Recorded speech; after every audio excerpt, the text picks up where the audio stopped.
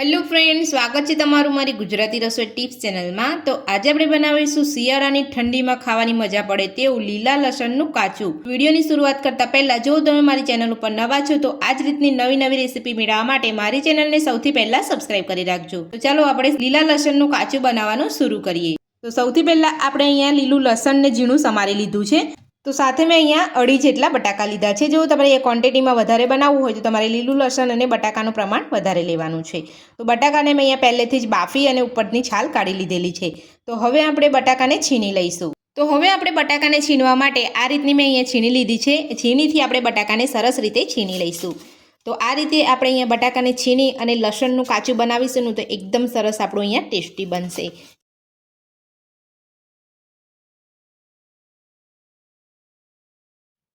તો બટાકાને આપણે અહીંયા છીણી લીધા છે। તો હવે આપણે અહીંયા લીલા લસણનું કાચું બનાવવાનું શરૂ કરીશું।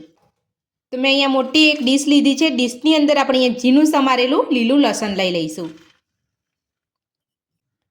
તો લીલું લસણ મેં અહીંયા લઈ લીધું છે ને 1 ચમચી જેટલું અહીંયા સાઈડમાં પણ રાખ્યું છે। આપણે અહીંયા ગાર્નિશિંગ કરીશું લીલા લસણથી, એટલે આપણે અહીંયા 1 ચમચી જેટલું લીલું લસણ રહેવા દીધું છે। તો હવે આપણે એમાં સ્વાદ પ્રમાણે મીઠું નાખીશું। તો લીલા લસણનું કાચું બનાવવા માટે આપણે અહીંયા અડધી વાટકી જેટલું સિંગ તેલ લીધું છે। તો સિંગ તેલ આપણે અહીંયા જરૂર પ્રમાણે ઉમેરવાનું છે। આપણે બધું સિંગ તેલ અહીંયા નથી ઉમેરી દેવાનું। તો મીઠું ઉમેરી લીધું છે। તો હવે આપણે એમાં 1 ચમચી જેટલું સિંગ તેલ ઉમેરીશું અને લસણ ને મીઠું અને તેલ બધું સરસ રીતે મિક્સ કરી અને આ રીતે આપણે અહીંયા હાથની મદદથી મસળી લઈશું।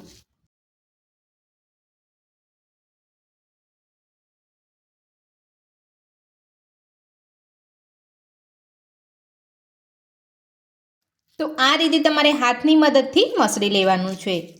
તો આ રીતે તમે લીલા લસણને મસળશો તો લીલા લસણનો સ્વાદ એકદમ સરસ આવી જશે। તો તમે જોઈ શકો છો આપણે અહીંયા લીલું લસણ સારી રીતે અહીંયા મસળી લીધું છે। તો હવે આપણે મેં 2 ચમચી જેટલી આદુ લસણ મરચાંની પેસ્ટ લીધી છે। તો અહીંયા મેં લીલા ધાણાનો ઉપયોગ કર્યો છે અને અહીંયા 1 ટુકડા જેટલું આપણે અહીંયા આદુ અને 2 તીખા મરચાં લીધા છે। તીખા મરચાંનું પ્રમાણ તમે તમારા ટેસ્ટ પ્રમાણે વધતું કે ઓછું કરી શકો છો। તો આદુ મરચાં અને ધાણાની પેસ્ટ આપણે અહીંયા ઉમેરી લીધી છે। તો હવે આપણે એમાં 2 ચપટી જેટલો હળદર પાવડર ઉમેરીશું। સાથે જ આપણે અહીંયા 1 નાની ચમચી જેટલું ધાણા જીરું પાવડર ઉમેરીશું અને 2 ચપટી જેટલો આપણે અહીંયા ગરમ મસાલો લઈશું। 1 ચમચી આપણે અહીંયા બટર લઈશું અને મેં અડધી વાટકી અહીંયા ઘરની ફ્રેશ મલાઈ લીધી છે। જો તમારી પાસે આ રીતની ઘરની ફ્રેશ મલાઈ ના હોય તો તમે અમૂલની ક્રીમ પણ લઈ શકો છો। તો હવે આપણે અહીંયા થોડું ઉમેરીને બધું સરસ મિક્સ કરી લઈશું। તો આપણે અહીંયા સામટી મલાઈ નથી ઉમેરવાની, આ રીતે અહીંયા થોડી મલાઈ ઉમેરીને બધું સરસ મિક્સ કરી લેવાનું છે અને હાથની મદદથી તમારે આ રીતે મસળી લેવાનું છે।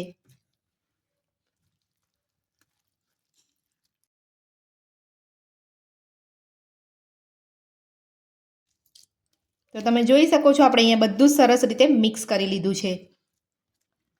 તો બધું જ આપણે અહીંયા સરસ મિક્સ કરી લીધું છે। તો હવે આપણે છીણેલા બટાકાને ઉમેરી લઈશું। બધું જ આપણે અહીંયા મિક્સ કરી લઈશું।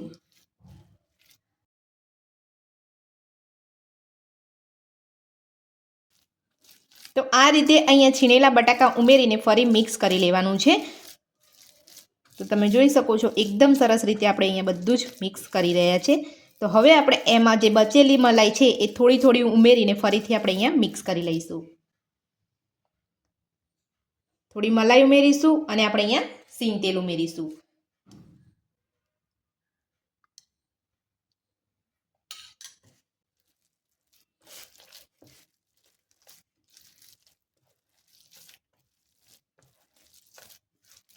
તો આ રીતે મલાઈ અને સિંગ તેલ અહીંયા થોડું ઉમેરતા જઈ અને સરસ રીતે મિક્સ કરી લેવાનું છે। ઘણા લોકો અહીંયા દૂધનો ઉપયોગ પણ કરતા હોય છે, પણ મેં અહીંયા દૂધનો ઉપયોગ નથી કર્યો, મેં અહીંયા ઘરની મલાઈ લીધી છે। તો આ રીતે આપણે મલાઈ ઉમેરીને બનાવીશું ને તો આપણું લીલા લસણનું કાચું એકદમ ટેસ્ટી બનશે। તો જે બચી છે આ મલાઈ એ પણ આપણે અહીંયા ઉમેરી લઈશું।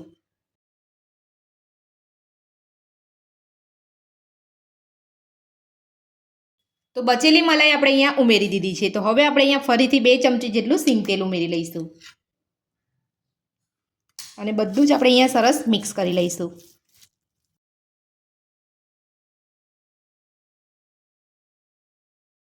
તો આ રીતે આપણે અહીંયા બધું થોડું થોડું ઉમેરતા જઈએ અને સરસ મિક્સ કરી લેવાનું છે. અને તમારે અહીંયા બધું જ મિક્સ થઈ જાય એટલે તમારે ટેસ્ટ કરી લેવાનું છે. તમને અહીંયા મીઠું કે કોઈ મસાલો ઓછો લાગતો હોય તો તમે અહીંયા ફરી ઉમેરી શકો છો.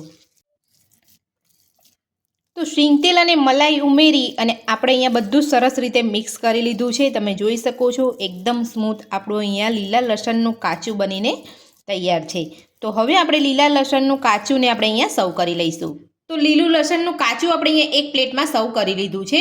તો હું તમને અહીંયા બતાવી દઉં છું કે જ્યારે પણ તમે આ લીલું લસણનું કાચું ખાઓ ત્યારે કઈ રીતે સર્વ કરીને ખાવાનું છે. તો હવે આપણે લીલા લસણના કાચાની ઉપર આપણે આ રીતે અહીંયા શીંગતેલ ઉમેરીશું. આપણે એની ઉપર લીલું લસણ ભભરાવીશું. તો આ રીતે તમારે સર્વ કરીને ખાવાનું છે. તો એકદમ સરસ લાગશે તમારા લીલા લસણનું કાચું. તો શીંગતેલ અને લીલું લસણ ઉમેરીને આપણે અહીંયા લીલા લસણનું કાચું સરસ રીતે સર્વ કરી લીધું છે. તો સુરતનું ફેમસ લીલું લસણનું કાચું બનીને આપણું અહીંયા તૈયાર છે. તો મારી આ રીતથી તમે ઘરે એકવાર જરૂરથી બનાવજો. તો લીલું લસણનું કાચું બનાવવાની રીત તમને મારી કેવી લાગી મને કોમેન્ટ બોક્સમાં જરૂરથી કહેજો. જો આજની રેસીપી પસંદ આવી હોય તો વિડીયોને લાઇક કરજો, ચેનલને સબસ્ક્રાઈબ કરજો, તમારા મિત્રોને જરૂરથી શેર કરજો. Thank you.